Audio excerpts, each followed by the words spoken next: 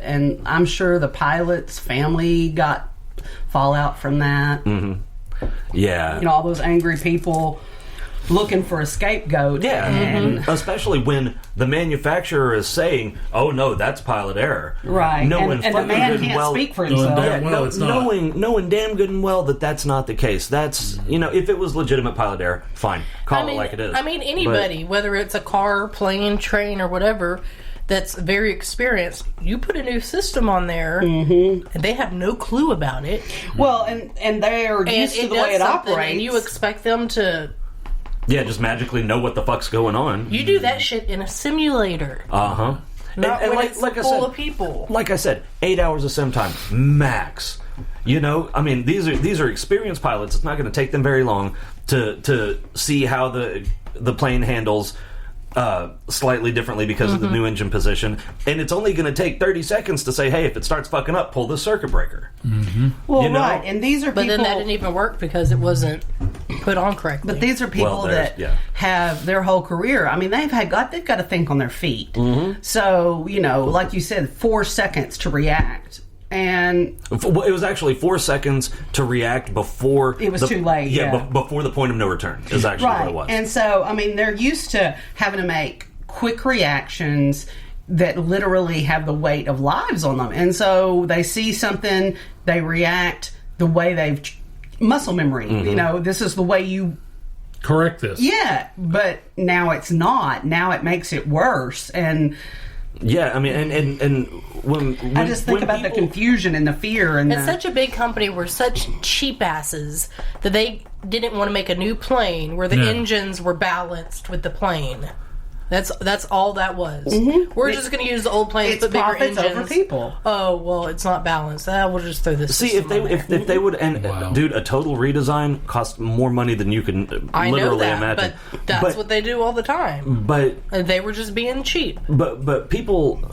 I mean, what's the price on 400 lives? Right, but people will say shit like, you know, oh, well, they're experienced, they should know. All right, well, I've been in these situations. If it's forcing it to do something that, dude, it takes a couple of seconds to figure out there's a problem. Well, right, and so you say 1,000. Oh shit, there's 2 1,000, 3 1,000. You have 1 second to react before you're fucked. Well, not only that, but then what they've been trained to do is the wrong thing to do with this to system. What they need to be doing. Exactly. So they're set up for failure. Yeah. If they do everything right, they've done everything wrong, and that's and the fact that Boeing didn't do any training on, that's what bothers me. Because it was nonstop. The plane thinks the nose is going up. It makes it go down. It's a vicious cycle. Then they have to pull up. Now the plane thinks it's up again. They pull it down. Yeah. Just nonstop fight between them until they hit the ground. Yeah, and that's what that forensic guy said. He said they did this 24 times, and they did everything right. But the system finally got the better of them. Can you imagine, like, the panic? And go, what the fuck? I'm doing what I... I'm doing the thing. The thing is not... Why is the thing not working? And you've got, like, the pressure, of if I don't fucking figure this out right now, we're all going to die. That makes me sick. And it makes it worse that you have another pilot next to you. And he's like... And they're the same way. It's like, okay, it's not just me. What's going on? Yeah, because that's why there's two people in the cockpit. There's 2 brains here, and we can't figure it out. Because a lot of times there's actually 3 or 4. Right, because you've got a pilot on pilot, co-pilot, and then the on 130 you've got also an engineer and a navigator. Yeah. But with those pilots, there's constant communication, especially if there's that is the definition of an in-flight emergency, and they're talking to each other literally nonstop. They're on what's called hot mic, and from what I remember from the documentary, they did everything right. They did everything together. They did exactly what they were supposed to do, and the plane just got the better of them. Well, the plane didn't get the better of them. They did what they were trained to do, but nobody told them that what they were supposed to do was actually the wrong thing to do. Well, they couldn't win this. With the second crash, they had been told to kill the power. Well, they tried, But like I said, they had 4 seconds before. So that didn't matter because the plane was thinking that it was nose up. Right, but when you pull the power to that Yeah, that but it was too late then. Yeah, exactly. That's when they had the 4 seconds before they hit that point of no return. And like I said, man, it takes 4 seconds to think it through. I've been in these emergency situations, and before we, like, especially the most dangerous thing as a crew chief that we did was max power engine run. So I was engine run qualified, so I would be in the pilot seat running all 4 of the fans of freedom to max power. And before we did any of that, we did a safety briefing, and we did this over, and we had it drilled into us. And I've got a full crew. I've got me, someone in the co-pilot seat, someone in the engineer seat, somebody on ground, right? Luckily, only one time I had an emergency. But that's something that you drill and drill and drill and drill. I even went from Germany to North Carolina to the simulator for a week to do this. And when we had... it was actually 2 emergencies. But anyway, when we had our emergency where I thought I jumped chocks, which is not something you want to do because that means the brakes have failed. As soon as I heard the bump, I mean, it's still a solid second and a half before I figure out, oh, fuck, that was my chocks. Yeah. And I reach over and flip the brake booster switch. So, I mean, you know, with these guys having all of these systems going at the same time, I had to worry about one thing. Yeah. And it took at least a second. And anybody who's engine run qualified knows that's the truth. Yeah. These guys, you know, being in the air, 4 seconds is... Yeah. Nothing. I mean that's the blink of an eye. Yep. Well, yeah. I mean, you know, you're trying to think through the prop. Then what do I do? You know, well, that first takes thing, time. The first thing is, was that what I thought it was? Yeah. Is there an issue? Yeah. Oh, fuck, there's an issue. And now by the time you realize, oh fuck, yeah. Now you have now your time's up, and it really doesn't matter what you do. Mm-hmm. So yeah, I think that's heartbreaking. I think Boeing should have been put out of business for that shit. I really do. And then I just think about, like, it's bad enough for the passengers, but the pilots are aware of what's like their final moments like that. That makes me sick. Yeah, it was pretty heartbreaking to watch. I bet. Okay, so this one was yours too. They all are. The rest of us phoning this shit in. Fort Hood decapitation. What decapitation? Oh, I saw that. Yeah, apparently, and I don't know what. So apparently, there was a soldier who was found.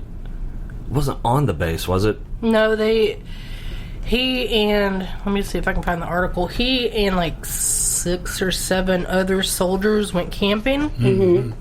And let's see if I can find the thing. I watched a video on it, but I can't remember it right now. While she's looking that up, I did see a thing that like 70 officers at Fort Hood got relieved of their command. Good. And here with all the crap that's been going on there for and so that means that their careers are over because people like to see this dumb shit where it's like, oh, they'll let him ride a desk.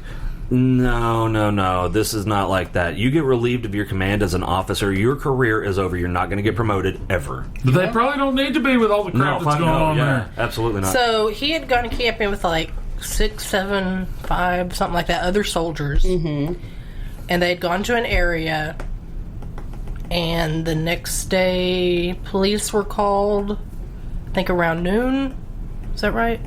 Okay. I don't saying that one of their friends was missing, and they said, well, when's the last time you saw it? And he said, 12:03. That's 12:03 is when we all went to bed. That's oddly specific. Yeah, because that's what I said too. Yeah, because he started to say mid 12:03.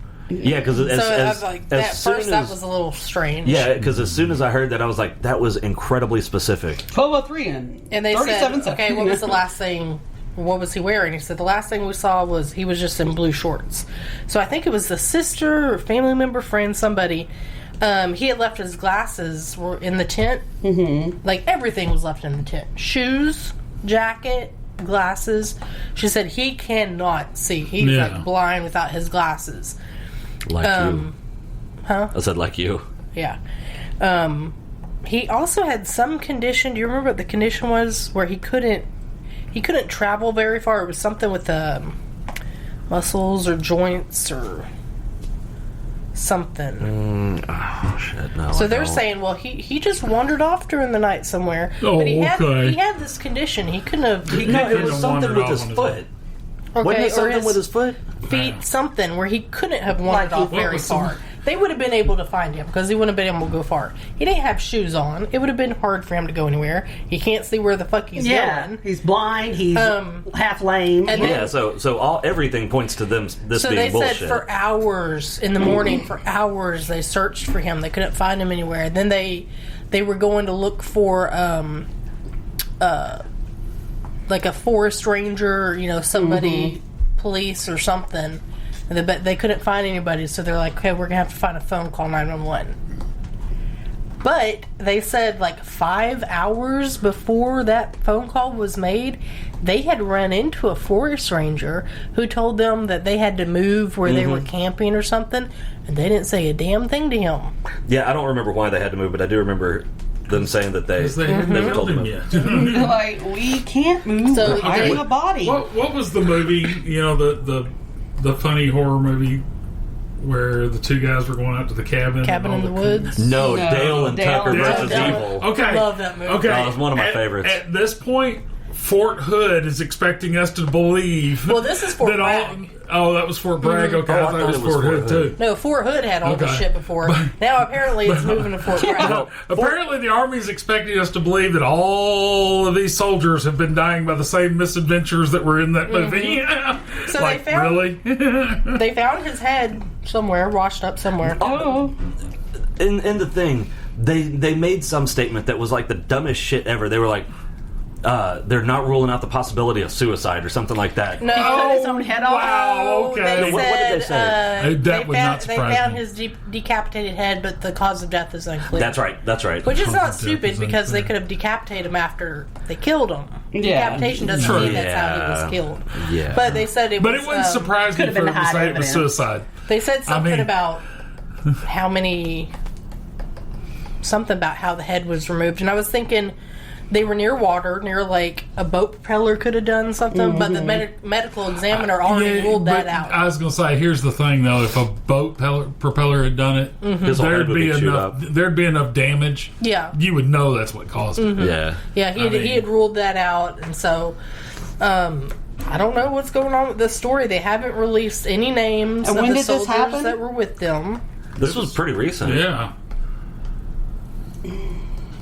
December 6th is when this was posted. Mm-hmm. Wow. It's been within a month, I believe. Yeah, that. And that was weird too because when I read it, He was last seen alive on May 22nd, so this was the beginning of the year. Oh shit. Okay, wow. And his remains washed up on a why North have Carolina we not beach heard 10 days anything? later. Yeah, Why have we not heard anything about it till because now? Fort Hood was in the news so God. much. Yeah, they were like, yeah. We have our quota of missing and decapitated soldiers. It says, while decapitation is in of itself universally fatal, the remainder of the Universally body fatal. is, in this case, was not available for examination. Therefore, potential causes of death involving the torso and extremities could not be excluded. There can be only one. I'm fairly certain I said that when she was telling me about her. It's universally fatal. Well, yes, if you don't have a head. Is generally Even accepted if you're as- immortal. There was no evidence of drugs and toxicology report. He was a specialist with the 82nd Airborne Division, was camping with other paratroopers on Cape Lookout National Seashore in North Carolina when he went missing. A 10-day search for him was suspended when his remains washed up on a nearby beach. Last month, 82nd Airborne Commander Major General Christopher Donahue said on Twitter that Roman Martinez died due to senseless violence. They must have caught him off guard because the 82nd's a Ranger battalion. I'm sorry, but the Army Chief of Staff needs to get a hold of this shit and do a serious investigation. And we need to figure. I mean, there's enough soldiers dying from suicide from the shit they've seen. 22 a day. And one of the soldiers that was with him, I forgot this, tried to make it sound like he had been suicidal. Oh, come on. That's what it was, because I said he didn't cut his own head off. Yeah. They need to put a stop to this shit right the head now. washed up. Yeah. But his family was like, he was in 2 weeks or 2 months, he was getting ready to get medically discharged. Fuck.